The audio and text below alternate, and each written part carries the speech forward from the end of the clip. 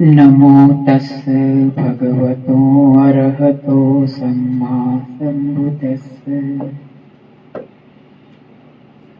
अतोपमाय सभ्यसं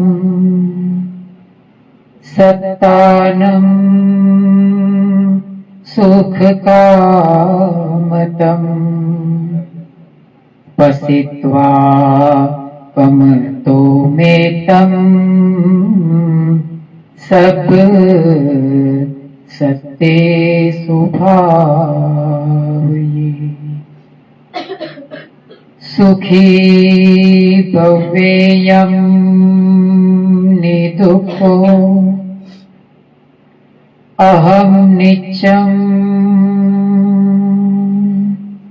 अहं गीता च मे सुखी हुन्तु मज्जता जयवेरिनु।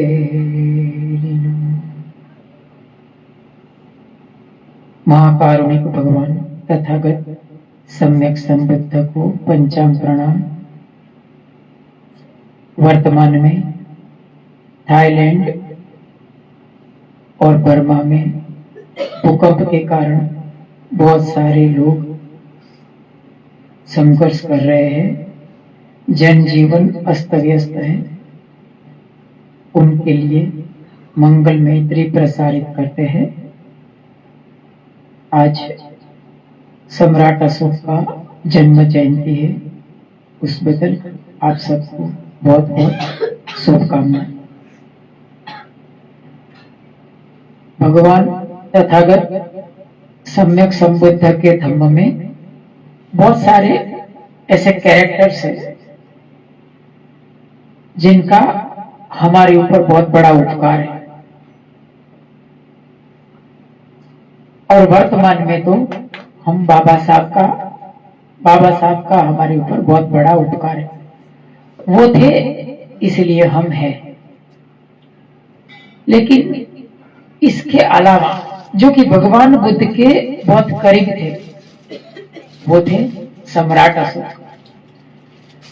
हमारी उसको दुर्भाग्य कहो कि क्या, कुछ कह नहीं सकते। लेकिन सम्राट अशोक का इतना बड़ा बुद्ध धम्म के ऊपर उपकार है कि उसकी शब्दों में हम वर्णन नहीं कर सकते। सम्राट अशोक थे इसीलिए ही भगवान बुद्ध का धम्म पूर्ण रूप से है, ऐसा कह सकते। सम्राट अशोक हो गया भगवान बुद्ध के परिनिर्वाण के बाद 218 साल के बाद। मानिए आप समझिए कि भगवान बुद्ध के कितना करीब, सिर्फ 218 साल बीतने के बाद सम्राट अशोक हो गया। चंद्रगुप्त मौर्य वंश का था वो। चंद्रगुप्त मौर्य का बिंदुसार और बिंदुसार का सम्राट अशोक। सम्राट अशोक ने, उसका साम्राज्य बहुत फैला हुआ था। अफगानिस्तान, बांग्लादेश, नेपाल, सब जगह उसका साम्राज्य फैला हुआ था।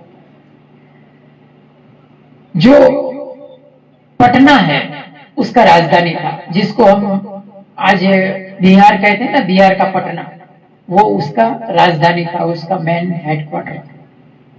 सम्राट अशोक ने भगवान बुद्ध के धम्म को इतना सहयोग दिया। जो भगवान बुद्ध के धम्म स्कंद कितने हैं, उनकी गाथाएं 84,000। तो ऐसा कहा जाता है कि सम्राट अशोक ने 84,000 स्तूप बनवाए।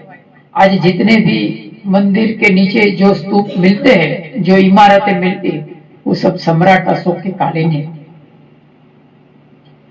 ऐसा सम्राट अशोक, उनका एक लड़का था, उसका नाम महेंद्र, और दूसरी एक लड़की संघमित्रा। सम्राट अशोक के काल में कलिंग नाम का एक जनपद था, उसको जनपद कहता था। उस समय में जनपद कहा जाता था, गढ़ राज्य भी कहे जाते थे। उनके लोग बहुत विद्रोही हो गए। उसने क्या किया, उनकी जो प्रजा और राजा थे उन्हें सहयोग नहीं देते थे सम्राट अशोक, और उस समय सम्राट अशोक बहुत चंड स्वभाव का था, इतना चंड स्वभाव का था कि सहन नहीं, ऐसा कहा जाता थे कि उसने उसके बहुत सारे भाइयों को मार दिया था। उसके कोई पुख्ता पुरावे नहीं मिलते हैं, हाँ ऐसा कहा जाता है, लेकिन उसका कोई पुरावा नहीं मिलता है। तो कलिंग बहुत विद्रोही हो गया। सम्राट अशोक ने शुरुआत में तो सहन किया, लेकिन बाद में उसने कलिंग के ऊपर आक्रमण कर दिया। और ऐसा कहा जाता है कि इतनी सारी हत्याएं हुई, इतने सारे लोगों की हिंसा हुई कि ये बाद में देखने के लिए गया सम्राट अशोक, तो उसका हृदय परिवर्तन हो गया। उसने देखा कि इतने सारे लोग मारे गए, तो उसका हृदय परिवर्तन हो गया और उसने उसी वक्त उसने हथियार त्याग दिए और उसने कहा कि आज के बाद मैं हथियार नहीं उठाऊंगा। और आज के बाद वो जो चंड अशोक जिसको कहा जाता था, उसका नाम हो गया धम्म अशोक। जितनी भी अशोक लिपियां मिलती है वो पाली भाषा में नहीं है, वो धम्म लिपि में है। देवनागरी लिपि नहीं है उसकी, उसको धम्म लिपि कहा जाता था। आज उसको बहुत लोग उसको ब्राह्मी लिपि कहते थे। जो ब्राह्मी लिपि है दरअसल उसको धम्म लिपि कहा जाता था, उसको प्राकृत भाषा भी कहा जाता था। उसी लिपि में सब जितना भी शिलालेख है वो सब उस लिपि में है। उसमें ये कलिंग का जो युद्ध था उसके बारे में सम्राट अशोक लिखता है कि मैं ये कलिंग का युद्ध देखकर मेरा हृदय परिवर्तन हो गया। तो मैं उसमें स्वयं के लिए भी और दूसरे जितनी भी उसकी प्रजा थी, जनता थी, उसके लिए उसने संदेश प्रसारित किया कि किसी को युद्ध का मार्ग नहीं लेना चाहिए। युद्ध का मार्ग बहुत हिंसात्मक है। हथियार के द्वारा, हिंसा के प्रयोग के द्वारा लोगों के ऊपर विजय प्राप्त करने से अच्छा है कि लोगों के दिलों के ऊपर विजय प्राप्त किया जाए। और यही संदेश मेरा जो वंश है, उसके पोते पोता है, उनके लिए भी ये मेरा संदेश है, ऐसा उसने अपने शिलालेख में लिखा है। और इसी कारण से उसने अपने जो दोनों बेटा और बेटी था, महेंद्र और संघमित्रा, उनको धम्म को समर्पित कर दिया। और आज हम देख रहे हैं कि कितने सारे देशों में बुद्ध धम्म है।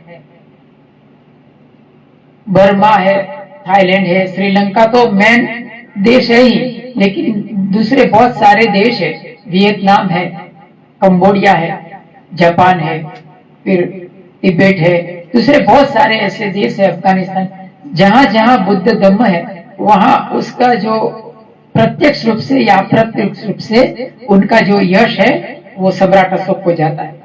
अभी समझ रहे हैं आप कि सम्राट अशोक का धम्म के प्रति कितना सहयोग है।